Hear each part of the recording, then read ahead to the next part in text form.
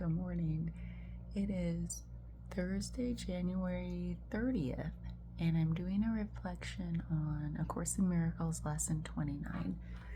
I haven't turned on the light. It is the light a little bit peeking through the window. I opened the blind or the shades, and then a little bit from the bathroom light, and I just made my morning coffee. Which I feel like it's okay. I can rely on this coffee today because I did not get much sleep. I just could not fall asleep last night. I don't know why.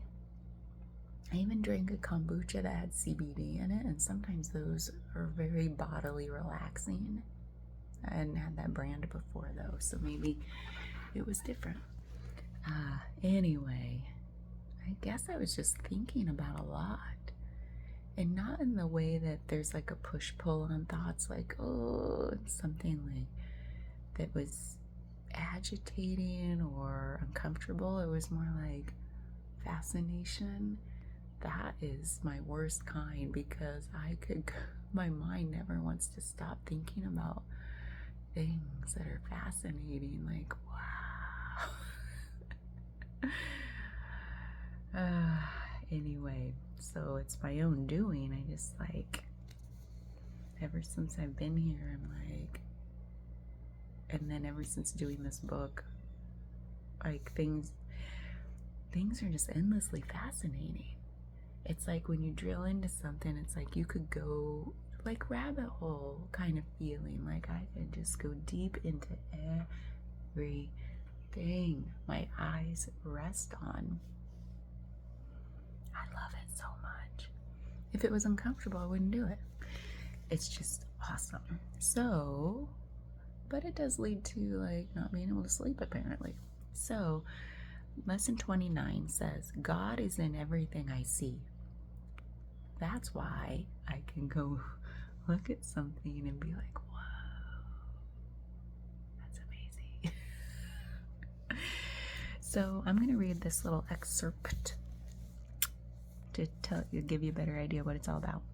So today what you're supposed to do is like look around, and there's like several practice periods that you do this where you're calling this to mind constantly, like God is in everything I see, and then you apply it to specific things, like God is in this coffee cup, God is in the coffee inside the coffee cup, God is in this bone, God is in this shoulder, God is in the nose on my face, God is in that trash can.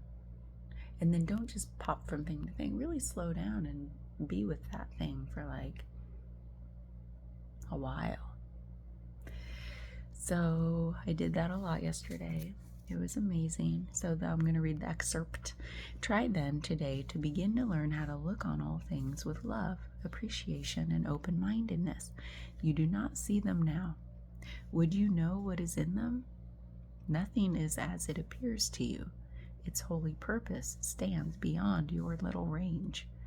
When vision has shown you the holiness that lights up the world, you will understand today's idea perfectly, and you will not understand how you could have ever found it difficult.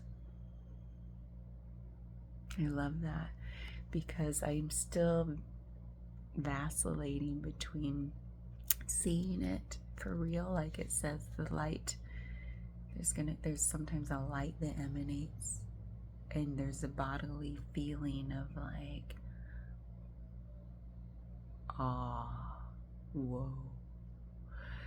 And then things are back to normal, and sometimes like yesterday on the beach, when I was like walking before I started that long video reflection that I posted on YouTube, I was like reflecting on this and like looking at every little thing. I was literally saying it out loud as I walked on the beach, and was like, God is in that father holding his child.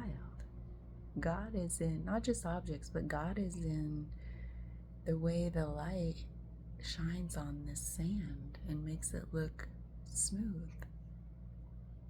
God is in the way you can't tell where one wave ends and another begins. And then it became more and more like less tangible.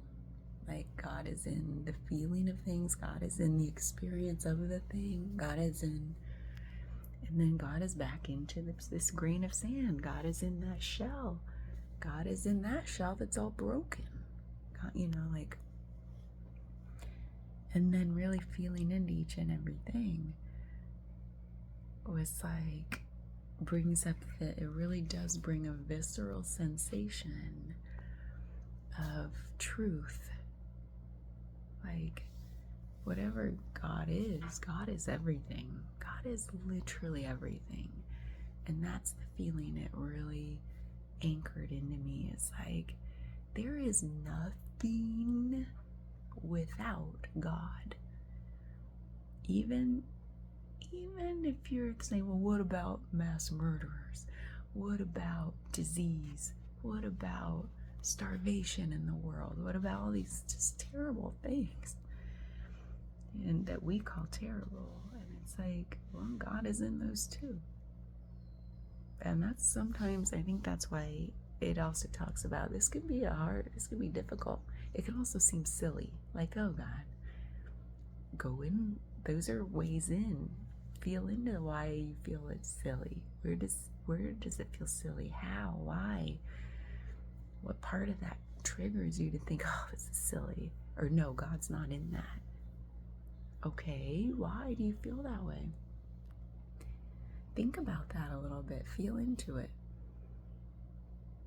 And at the very least, it's going to be illuminating in some way.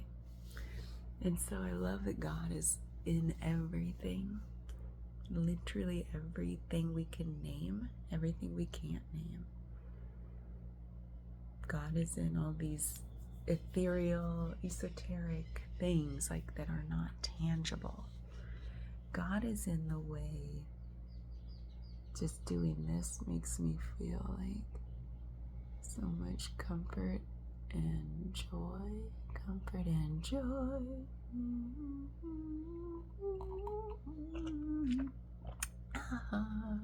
God, it was in all that.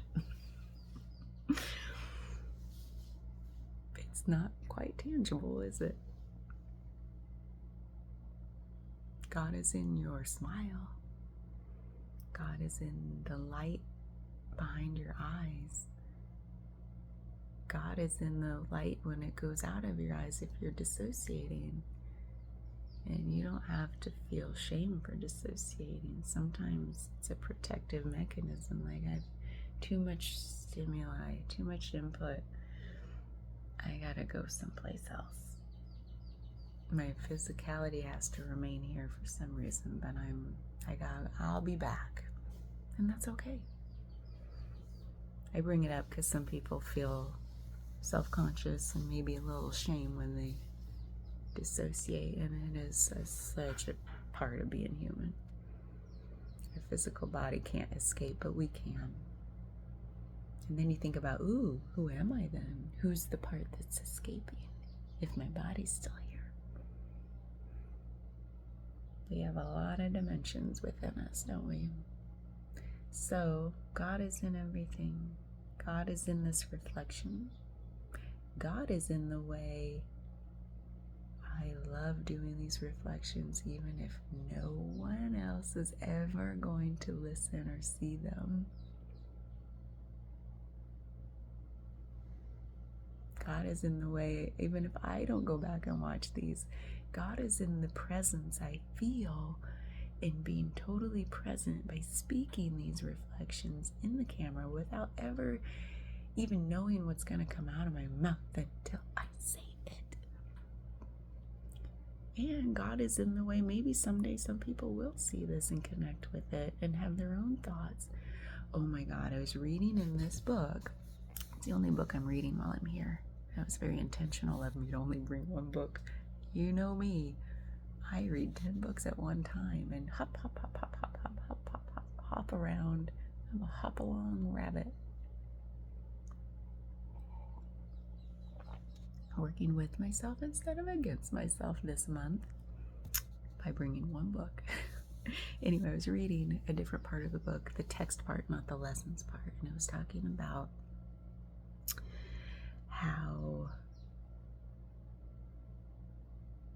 like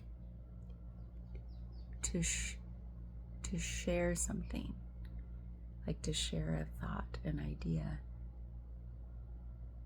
doesn't divide and now like, oh, I have half the idea now and you have the other half. We've just split it up. No, to share an idea or a feeling makes that grow in size. So I have just doubled at least the amount of that existed in the world up till now. Isn't that fascinating? Like, it doesn't divide it like, oh, now I only have half. I don't even remember what the other half is, but I have this half and you have that half of the idea. No. Like when, I don't know why this is coming to mind, but like Einstein shared the theory of relativity or whatever, and he's like, you get the E equals part. I'll take the MC part. That person can have the square part. And now it's like, oh crap, we just broke it. What was this about? What did it even do? What does E equals mean? I don't get it. No, that's not how an idea works. So obviously we know this intuitively. Like when we share an idea, it grows. It doesn't divide it. When we share an object, like, okay, you can have half this coffee and I'll have this half. It didn't just grow, did it? No. It literally, I can only have half of the coffee and you can have the other half. Or if like, I'm going to take half this book and you take the other half. This, like the literal physical pages of the book. I have to literally rip it apart and take half. And then I can only read up to a certain point and you can only read from a certain point. But if I read the whole book and I sit here and we talk about it and I share every little bit of it with you, we've just doubled that book. The ideas from the book. And then added to it and shared all my thoughts about the ideas from the book. And then you turned around and shared that with somebody else. That just tripled inside, quadrupled. So it's like, I love that idea with the way we can share thoughts, ideas, love, hope. You can't split up hope. You can't split up love and be like, I'm going to share a little bit with you and keep the rest for me. Love is love.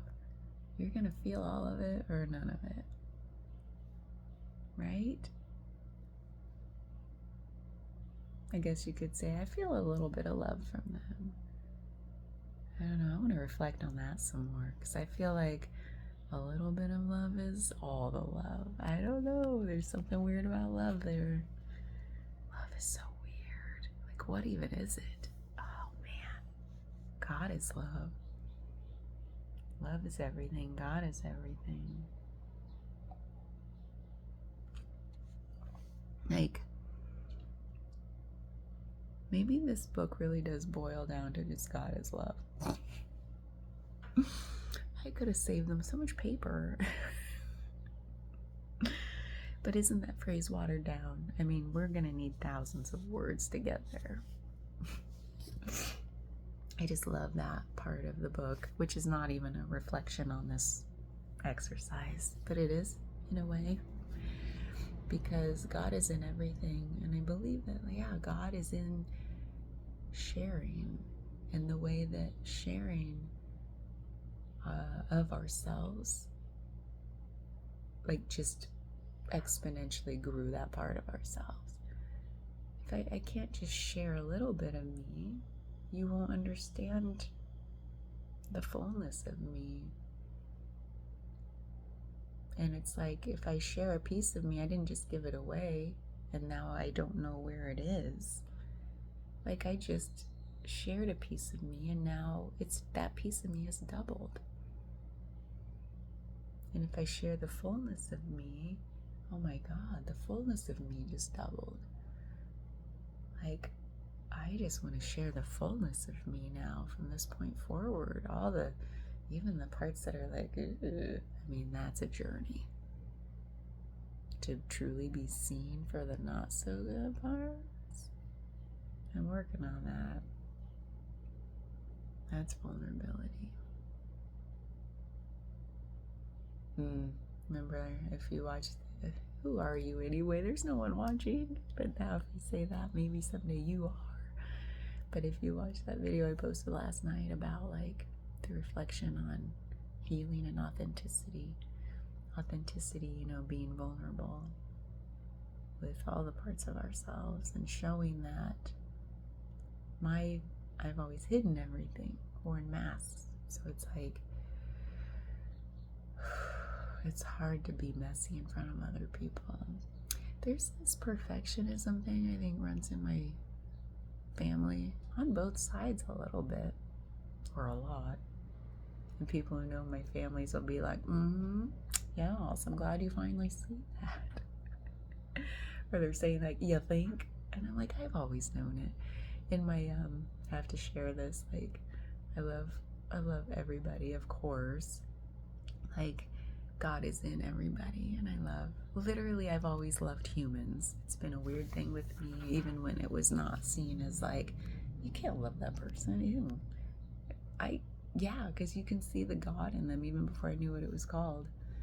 Truly, like, namaste, the God in me sees the God in you. Like, I've always felt that intuitively, like, seeing the best in people, no matter how small it might appear to be in any one moment.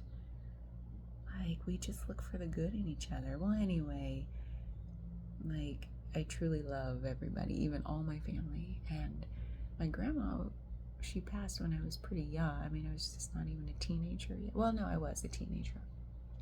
I was like in early high school when my mom's mom passed. And I was looking through her old yearbook from like 1930 something.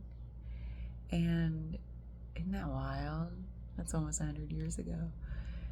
And, you know, back then, I don't know if they still do it now, but especially back then, it was kind of fading. Even when in my year, like in 95 when I graduated high school, we didn't really do this anymore. Like, you go around to people and say, what do you think about that person? Give them a word. What word sums them up? And then you like put that word in quotes under their photo. Like, even us in the 90s knew, like, that's kind of gross. Even though we didn't have a word for it then, we just sort of like didn't give it energy anymore. Before there was a word about calling it gross. We're just like, yeah, we don't want to do that.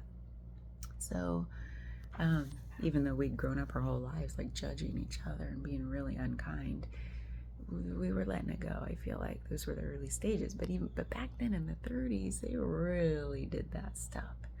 And it was people, I don't know if they really knew what the word shame was, or to feel that way. It was just a thing you did. I think people back then accepted a lot.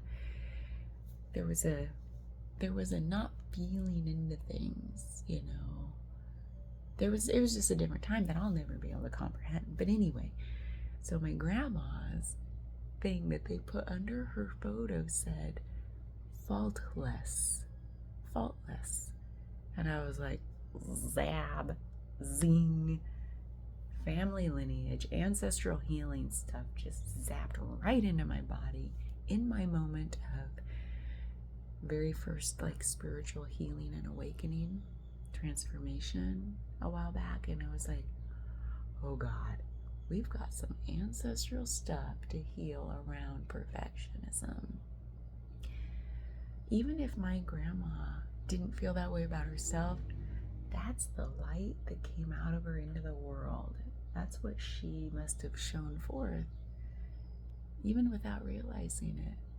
It's like, oh, Shirley Elizabeth Fouts was her name before marriage, and I was named after her. My first name was her middle name. Yeah, talk about, this is fun, like, multi-dimensional stuff. Like, I have felt like I've had to be faultless so much of my life. Hell, I went into consulting. I've got to know all the answers. I mean, it's laughable now, but like, that's when I was like, oh, this goes way back. And then I was like, oh my God, I need to know more about her parents. So I started trying to learn as much as possible. Well, I could go on and on. This is not the video. I've already gone too far. Just to say, I guess, to bring it all back home, the healing family lineage stuff, ancestral healing, like seeing like where things come from. There's God in all of it. There's learning and growth and transformation and angst and grappling, and God is in all of that. And healing the perfectionist traits and tendencies. And even if I don't feel perfect, that's the whole point of it. I don't feel perfect on the inside. It's a defense mechanism. It's a protective mechanism. Don't have fault. People get hurt when they're faulty. I've been hurt too much. Protection, protection. Be faultless. Don't let people in. Put up the armor. So it's like, oh, there's a lot of healing that I've been doing.